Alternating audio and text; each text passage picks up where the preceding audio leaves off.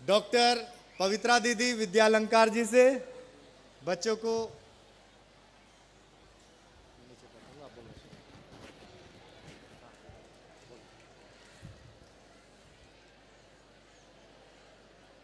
मंच पर उपस्थित सभी अतिथिगण और इस सभा पंडाल में उपस्थित भारत के विभिन्न प्रांतों से आए हुए हमारे छात्र एवं छात्राएं, ये हमारा राष्ट्र कथा शिविर है और राष्ट्र के लिए सबसे पहली आवश्यकता है, मैंने कल कहा था कि हमें एक होना है। राष्ट्र तब होता है जब हम सब विविध भाषा में, विविध भावनाओं में अलग अलग होते हुए भी हम एक सूत्र में हो जाते हैं, एक माला में, एक जैसे माला में अलग अलग रंग के मोती पिरो दिए जाते हैं और फिर वो एक माला बन जाती है। इसी तरीके से इस राष्ट्र के अंदर भी हमें आवश्यकता है। अच्छा, आपने दो फलों को देखा होगा। एक फल है जिसको हम कहते हैं संतरा, देखा है संतरा? आपने खरबूजा देखा है? खरबूजे और संतरे में अंतर क्या होता है? आपने देखा है जो संतरा होता है वो गोल होता है और बाहर से एक होता है। बाहर से संतरा एक दिखाई देता है लेकिन अंदर से अनेक होता है। उसकी जो उसके भाग हैं संतरे के अलग अलग होते हैं, लेकिन बाहर से हम देखते हैं तो एक दिखाई देता है। ठीक ऐसे ही जो खरबूजा होता है वो बाहर से अलग अलग दिखाई देता है लेकिन अंदर से एक होता है। तो हमें खरबूजा बनना है या संतरा बनना है? क्या बनेंगे?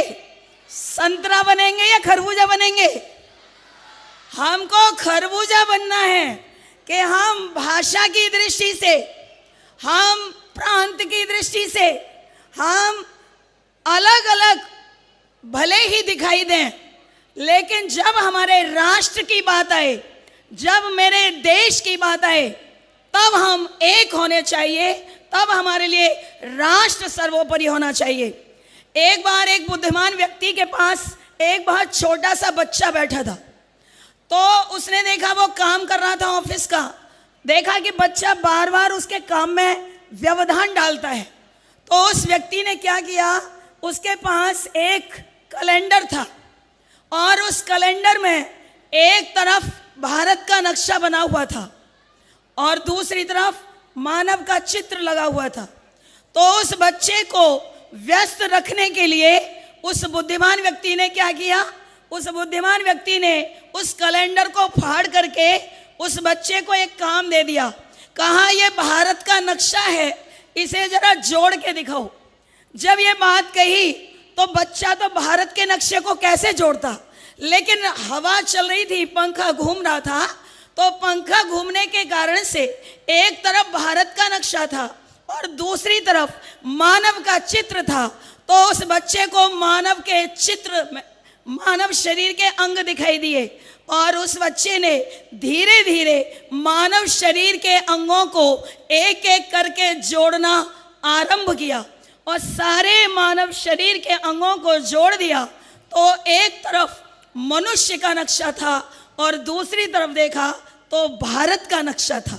कहने का मतलब है कि एक मनुष्य के बन जाने से ही परिवार बनता है, समाज बनता है, राष्ट्र बनता है।